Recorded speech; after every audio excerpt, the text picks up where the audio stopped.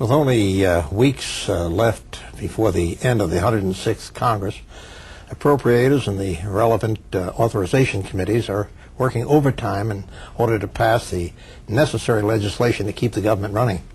Now, even if many of the legislative packages slated for consideration during this time pass, signed by the President, still a number of very vital issues for which the Congress and the American people have voiced strong support, but now appear to be dead as far as congressional action this year. One of the little realized facts pertaining to legislative protocol is that bills which are introduced and considered but not passed by the Congress during one session must be reintroduced and put through the legislative process over again when the Congress reconvenes the following year. The end result of that is that important initiatives that many times have the full support of the Congress are often subject to delays and revisions which prevent the timely implementation of the action that's needed. Now, one of the issues currently on the bubble is the addiction of prescription drug benefits for Medicare, which may or may not be addressed during the negotiations between the White House and the Congress. Now, if this important benefit is not added at this time, it will obviously be months or even years before the American people see the concrete results on something that everyone seems to agree upon.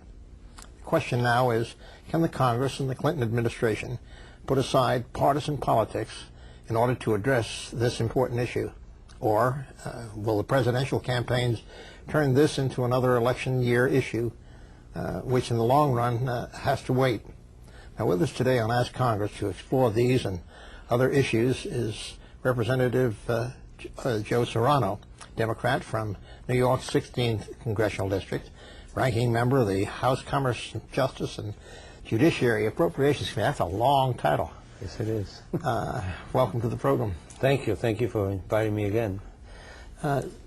Tell me, you're on the Appropriations Committee. This is a vital committee of the Congress. It's one of those committees that's a select committee, so to speak, that you can't serve on another committee because the work is so vital. Right. But what is happening now? I mean, you've got most of the appropriations bills haven't even been passed. Well, I think we're heading into a very difficult period here.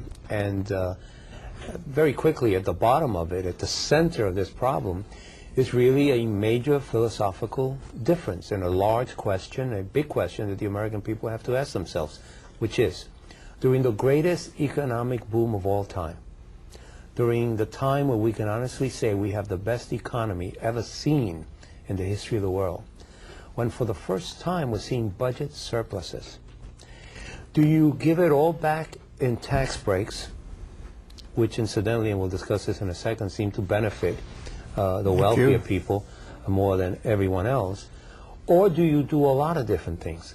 Tax breaks, take care of crumbling school buildings, reinforce Social Security for future generations. My feeling, and the feeling of many people in Congress, is that what you do is you say, my God, we never thought we would have this opportunity. So yes, there are people who need tax breaks. Who needs them the most? We know who it is. That person making $45,000, $50,000 a year, who's got two kids, one of them in college, one in high school, or two kids in school. The guy in the middle. Exactly. If you give him a tax break where he takes home $5,000 extra a year or $10,000 a year, you've done something dramatic that will roll in the economy. But if you give him, as so many of these tax bills do, and the public doesn't know this, $178 extra a year, and then you give somebody who makes $50 million a year another $25,000, well, what did you do? That guy was going to keep spending money anyway on clothing and housing and so on. Sure. He was going to move the economy. The guy at the bottom is still squeezed. On the other hand, we have a great program in this country, Social Security. When it was put together, some people were skeptical about it. Now no one wants to do without it. It's sacred in a way. But will it be around? Will my 32-year-old daughter and my 20-year-old son have Social Security? Will my 20-year-old daughter and my 18-year-old son have something to look forward to the future? We can do it now because we have enough money. It's hard to say that. We have enough money to take care of a lot of things. And lastly, the greatest investment I think you can make in future generations, in addition to making sure that one is taken care of when they reach a certain age, or at least helped when they reach a certain age, is to make sure that the young ones are getting a proper education. And one of the ways you do that is to deal with an issue which is really a disgrace in this country, and there's no other way to present it. And that is that for every school you see somewhere in this country that some of the folks viewing this show may know about, with a football field and a swimming pool and a lot of room and a lot of land around it, there are other people who are conducting classes in stairways, in old converted closets, in old media rooms. In the old Nissen huts. Absolutely, and that shouldn't be. I mean, that you have schoolyards where the kids should be playing, and you have school additions, not built there, but placed there, sort of trailer parks that are put in the schoolyard.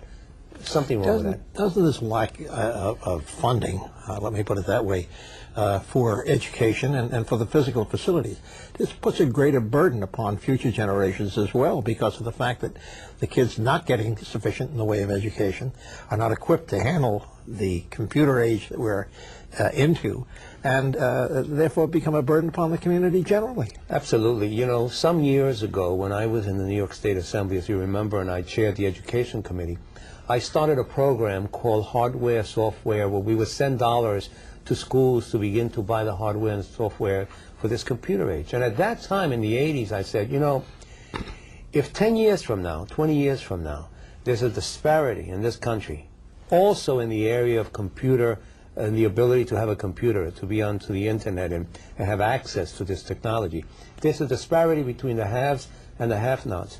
We won't be historically able to look and say, well, how did this happen? We'll have to look at ourselves in the mirror and say, we made it happen. Well, it wasn't as bad as I predicted or thought it would be, because there is access.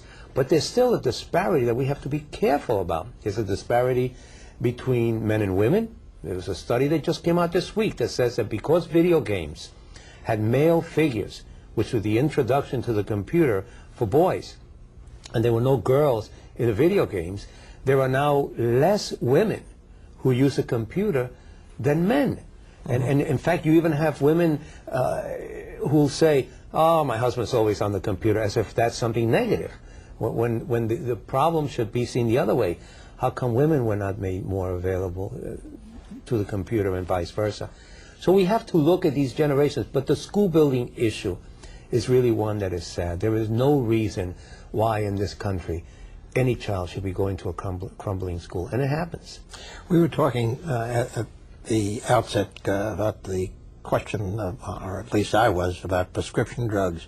What is the future of that in this Congress? Do you think anything's going to happen? I don't know what's going to happen in this Congress, but I very rarely disagree with you, and I want to disagree with the way you presented something. I don't think that it might be years before it happens. It may never happen unless we realize, going back to my original statement, that we now have more money than we've ever had before. We have the best economy, and we can jump on that and do it now. If we don't make it part of this spending package, so to speak, if we don't say this is part of this opportunity we have, then it may just fall by the wayside. On the other hand, I'll contradict myself and say that especially senior citizens want this so much that it may become a battleground for seniors throughout the nation, to the point with seniors with other allies, people who feel that this is right, will remind people of the voting bloc. And so if it doesn't happen now, I suspect that for the 2002 congressional elections, this will be the issue. You know, one